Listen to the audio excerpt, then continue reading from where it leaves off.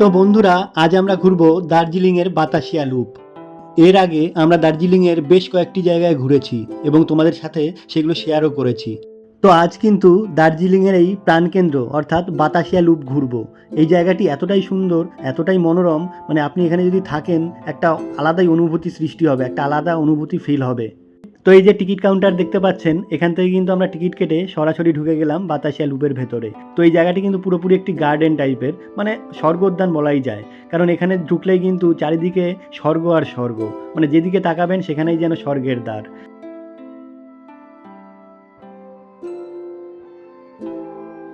এই যে দেখতে পাচ্ছ লেখা রয়েছে আই লাভ দার্জিলিং, অর্থাৎ এই বাতাসিয়া লুপে কিন্তু দার্জিলিংয়ের প্রাণকেন্দ্র।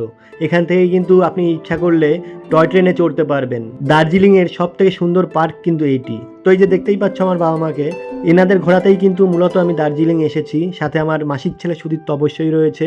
সব কিছু মিলিয়ে দার্জিলিং আসার যে মজাটি সেটি কিন্তু খুব ভালোভাবে এনজয় করছি।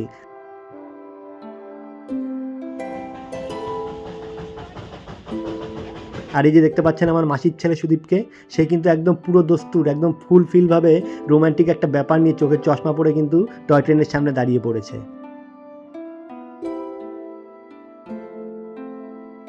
আর এখানে কিন্তু আপনি টাকার বিনিময়ে দূরবীন দিয়ে কাঞ্চনজঙ্ঘা দেখতে পারেন। আর এই যে দেখছো তোমরা টয় ট্রেন, এখানে কিন্তু এখন কয়লা ভরা হচ্ছে। এটি কিন্তু একদম কয়লা চালিত ইঞ্জিন এবং কয়লা চালিত টয় ট্রেন। এই টয় ট্রেনে চড়তে গেলে কিন্তু আগে থেকে টিকিট বুক করতে হয় বা এখানে এসেও করা যায়।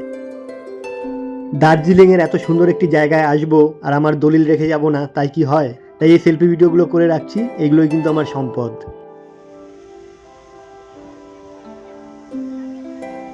ট্রেনে কিন্তু কয়লা ভরা প্রায় শেষের দিকে, এখনই কিন্তু ট্রেনটি ছেড়ে দেবে। আর দেখতে দেখতেই কিন্তু আমাদের সামনে ট্রেনটি ছেড়ে দিল।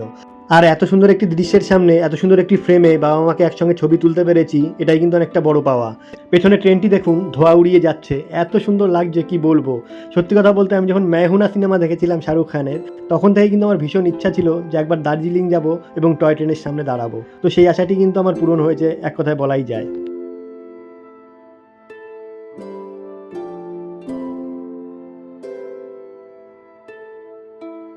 দার্জিলিংয়ের সব থেকে মজার বিষয় হচ্ছে সেটি হচ্ছে আপনি এইমাত্র দেখবেন যে রোদ উঠেছে, আকাশ ঝলমল করছে, আর পরক্ষণেই দেখবেন যে পুরো একদম মেঘে ঢেকে গেছে, কুয়াশায় ঢেকে গেছে, বৃষ্টি পড়ছে। মানে এই ব্যাপারটি না, এই ব্যাপারগুলো সত্যিই কিন্তু একটা মজাদার, একটা স্বর্গীয় এবং ভীষণ পরিমাণে রোম্যান্টিক ব্যাপার। যেমন একটু আগে কিন্তু আমরা রোদের মধ্যে ছিলাম, আর এখন দেখুন পুরোপুরি একদম মেঘে ঢেকে গেছে, আর আমার মাসির ছেলে সুদীপ কিন্তু ঠান্ডায় কুকড়ে গেছে। তো এটাই হচ্ছে আসল মজা দার্জিলিংয়ের। তাই যারা যারা এখনো পর্যন্ত দার্জিলিং আসোনি, তাদের উদ্দেশ্যে একটা কথাই বলতে চাই, তোমরা কিন্তু একবার হলেও দার্জিলিং এসে ঘুরে যাও। দার্জিলিং হলো পশ্চিমবঙ্গের ভূস্বর্গ। বাঙালি হয়ে যদি দার্জিলিংই না আসলে, তাহলে কোথায় আসলে? তো যাই হোক, এই ভিডিওটি এখানে শেষ করলাম। পরবর্তী ভিডিওটি খুব শিগগিরই আসছে, অবশ্যই দেখো।